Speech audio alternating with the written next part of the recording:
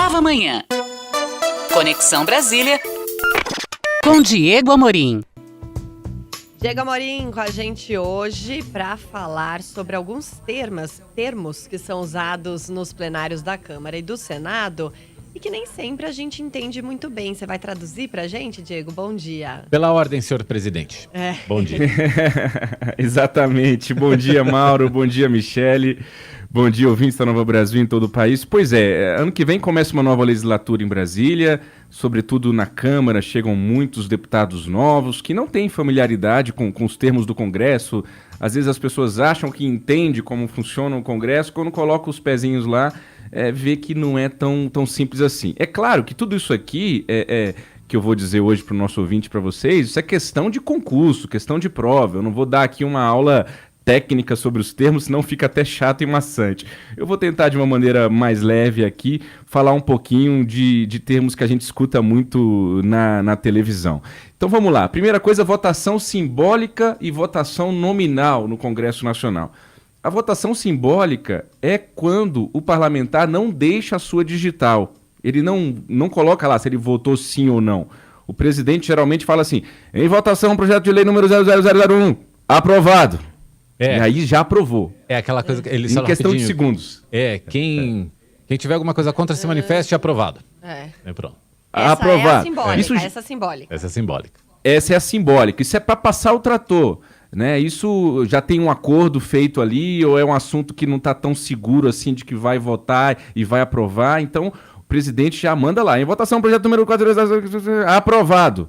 E aí, em votação em segundo turno, aprovado também. E aí vai aprovando, e a gente não vai entendendo nada. Essa é a simbólica. Então você vai lá, em votação simbólica, os deputados aprovaram ontem o projeto de lei e tal.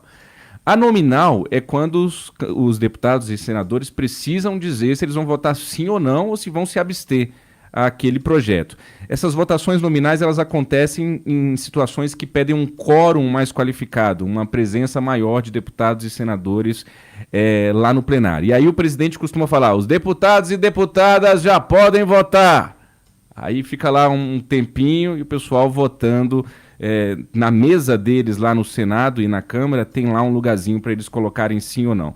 A votação secreta é quando a gente não vai nunca saber como que cada um votou se eles não tornarem público esse voto. Isso acontece geralmente quando é cassação de algum colega ou quando é votação para presidente da casa, porque o entendimento do regimento da Câmara e do Senado é de que se a pessoa dizer em quem ela vai votar, isso pode fazer com que ela sofra alguma retaliação a depender do resultado. A outra coisa é que muita gente vê na notícia, na imprensa, assim, foi aprovada a admissibilidade do projeto. Então foi aprovado. Não, a admissibilidade é só um comecinho de toda a tramitação. Por exemplo, na reforma da Previdência, sabe? Foi uma grande votação aqui em Brasília. Então foi aprovada na CCJ, a Comissão de Constituição e Justiça, lá da Câmara inicialmente, a admissibilidade. Quer dizer que os requisitos iniciais de constitucionalidade, de juridicidade, de compatibilidade e adequação financeira e orçamentária daquela proposta, isso foi, em tese, compreendido pelos parlamentares e aí, num segundo momento, vai se votar o mérito daquele texto, exatamente o que ele pede. A outra coisa é que, geralmente, também deputados e senadores dizem lá da tribuna, senhor presidente, quero que conste esse meu discurso nos anais da casa. Os anais da casa, eles existem, são publicações oficiais do Senado e da Câmara que contém ali todas as decisões legislativas e todos os pronunciamentos dos parlamentares. E quando o parlamentar faz questão que isso seja publicado no Anal da Casa, aí vai estar lá mesmo, porque às vezes uma ou outra coisa não entra nessa publicação oficial. O parlamentar também pode pedir o seguinte, peço que esse meu pronunciamento seja veiculado na Voz do Brasil. Aí ele pode, e aquele pronunciamento vai para a Voz do Brasil, que vai lá uma hora no rádio, para todo o país. Eu falo essa voz porque eles falam assim, gritando, parece que eles não entendem que tem um microfone, Mauro e Michele. Né? Você tá parecendo eles aquele cara assim. do carnaval, nota 10! Mas às vezes parece, né? Às vezes as coisas se confundem. O Congresso às vezes é um grande carnaval, para não falar circo, mas um carnaval, tá bom. O à parte é uma coisa muito interessante. Eu já vi parlamentares, antes do início da sessão, combinarem à partes. Então, você vai lá, você vai fazer o discurso, aí eu faço uma parte, aí tem uma tabelinha. Então, uma parte, por favor, deputado Mauro. Aí, Pois deputado não, Mauro, deputado. muito brilhante a sua fala, deputado. Eu estou aqui ouvindo atentamente, o senhor sempre com muita eloquência aqui para os nossos pares. E eu queria aproveitar para dizer que lá no meu Piauí, uma ponte, aí ele começa a falar uma coisa dele ali, é como se eu estivesse usando o tempo do outro também ao seu serviço. O que é diferente da questão de ordem. A questão de ordem é quando o parlamentar, em algum momento da sessão, pede para suscitar alguma dúvida em relação ao regimento ou à Constituição. Então, questão de ordem, presidente Michele, questão de ordem, questão de ordem.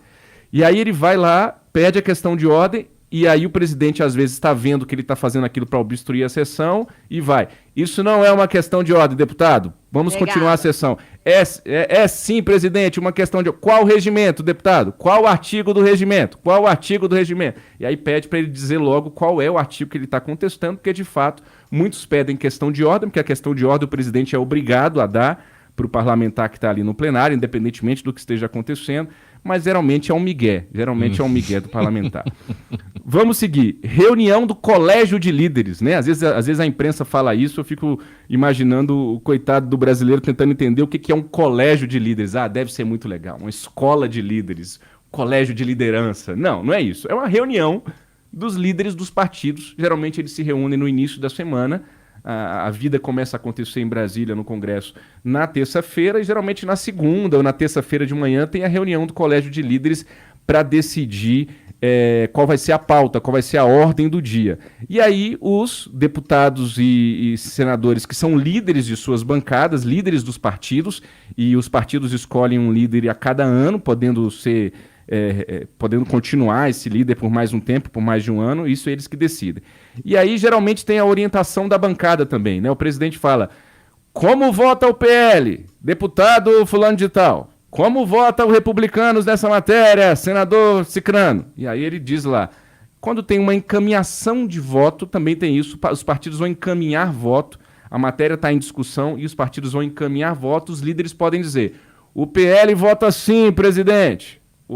O PP vota não, o PSDB está em obstrução. O que é obstrução? Obstrução são estratégias regimentais em que eles vão tentando protelar e atrasar aquela votação. Podem pedir adiamento daquela votação, podem sair do plenário para não contar o quórum, o mínimo que é necessário para que haja uma votação, e por aí vai. Caminhando para o fim, destaques e emendas. Geralmente a gente ouve muito isso na imprensa também. O destaque é aquele projeto, a emenda é aquele projeto.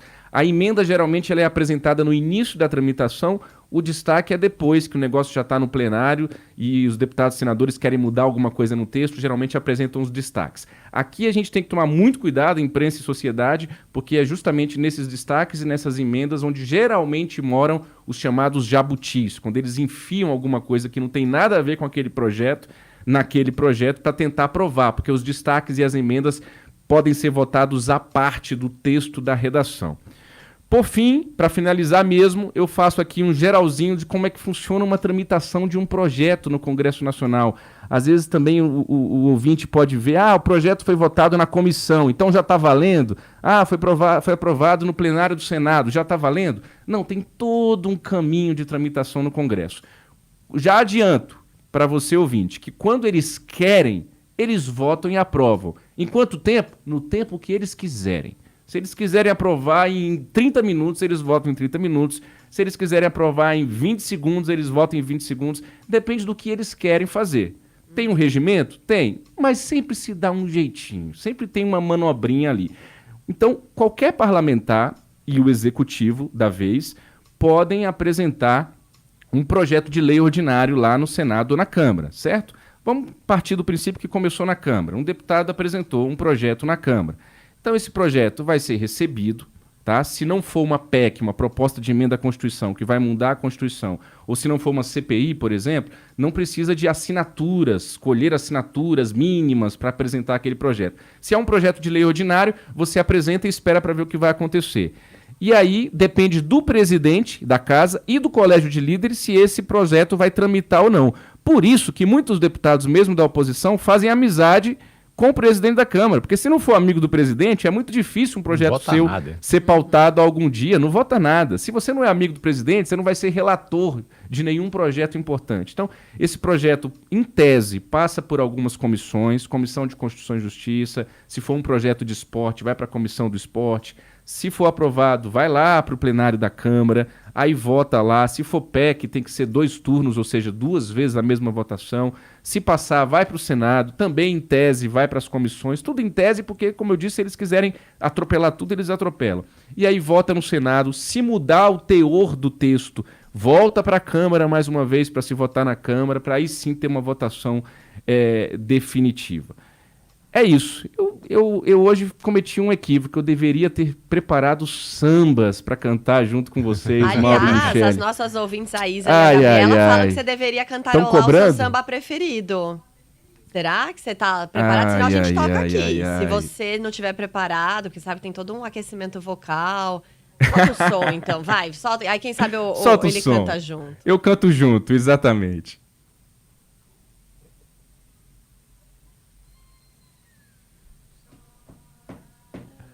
Não vou ligar. Bom demais. Isso aí é pra Alemanha ontem. Eu não chora, não vou ligar. Tchau, Alemanha. Boa, Diego. Diego Amorim. Obrigado bom fim de por semana, hoje. bom jogo. Bom jogo, bom fim de semana. Segunda-feira estamos juntos aqui no Nova Manhã. Valeu, Diego. Valeu.